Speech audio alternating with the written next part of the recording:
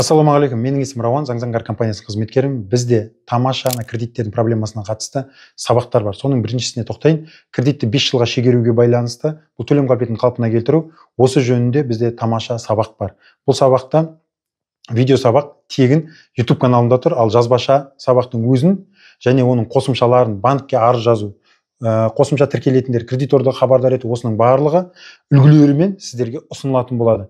Осы сабақты алсаңыздар, өздеріңіздің біліктіліктеріңізді арттырып, былайша айтқанда, өздеріңіздің кредитке қатысты проблемаларыңызды төлем қабілетін қалпына келтіру рәсімін қозғау арқылы шешуге болады. Яғни кредитті 5 жыл шегеру мәселесі жөнінде жоспар қалай жүреді, қаржы басқарушы дегеніміз не, сотқа арыз қалай тапсырылады, сотта арызды тапсырған кезде нені білу керек, нені көрсету керек, мұның бәрі таза үлгіде тұр. Кәдімгідей аласыздар да проблемаңызды шешуге қолдана бересіздер. Мұны тек қана өзіңіздің проблемаңызды емес, өзіңіздің жақындарыңыздың, туыстарыңыздың, одан бөлек табыс көзіне айналдырып, адамдар тартып, кәдімгідей кәсіпке айналдыруға болады. Дайын тұр да бәрі.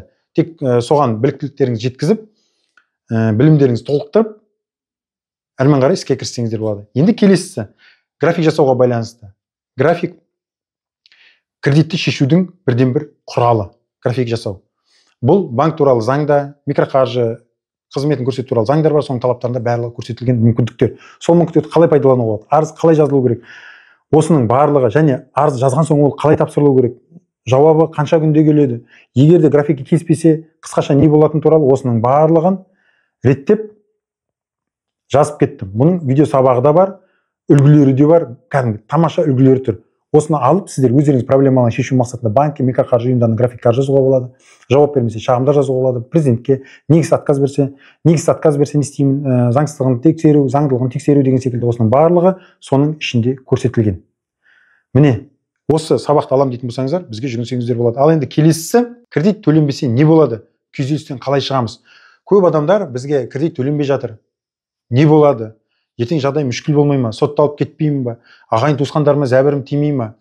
Зардабы болмай ма? Олардың мүлігін алып қоймаймын. Неге осындай сұрақтардың барлығы бойынша отырып мен өзім жазып шықтым.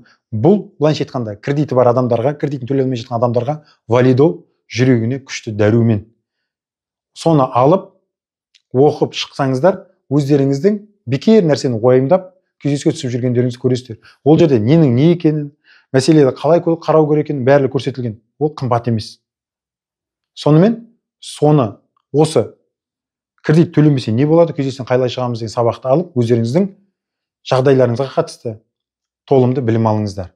Уайымдамайтын боласыздар. Күйзеліс ешкімге көмектеспейді. Соны ұмытпаңыздар. Келесі сабақ бұл арест шешу. Нотариуспен қойылып жатқан аресттер көп. Оны қалай шешемін?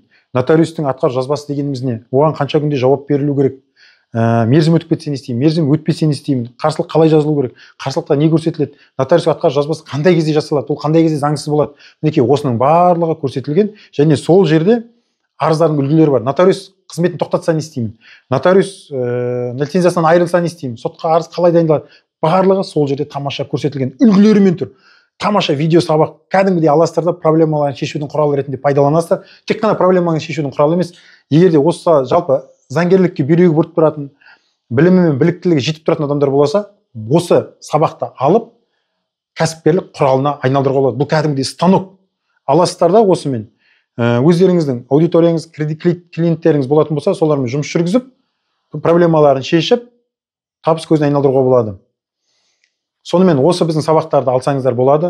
Біздің WhatsApp-тарға жазып, сұрасаңыздар болады. Толық ақпарат сол жақтан береміз.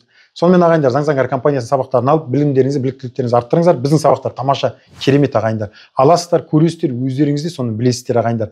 Алған кезде көңілдеріңіз толады. Біз енді қанша адам бар, бізде монитор етеміз. Басқа адамдардың да беріп жатқан сабақтарын бәрін көріп жатырмыз. Шынымызды айтсақ, олардың енді сапасына келген кезде адамның қарны ашады.